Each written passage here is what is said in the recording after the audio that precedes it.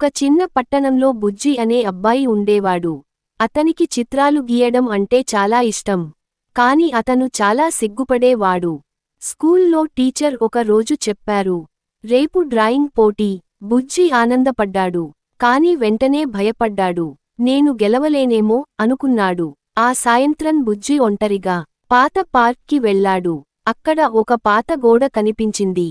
బుజ్జి గోడ మీద తన మనసులో ఉన్న రంగులు వేశాడు. నీలం, ఎరుపు, పచ్చ. అప్పుడే ఆ గోడ కదిలింది. ఆ గోడ నుంచి ఒక రంగుల బొమ్మ బయటకి వచ్చింది.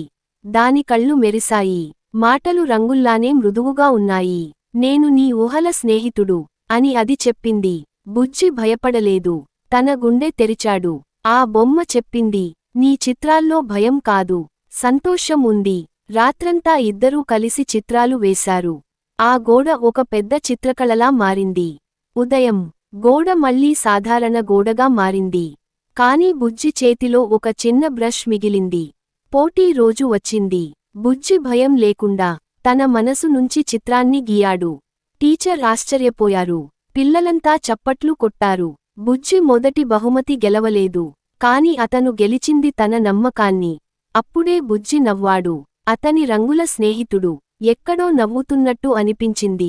నీతి: మన ఊహలే మన శక్తి. మనపై నమ్మకం ఉంటే అద్భుతాలు సహజమే.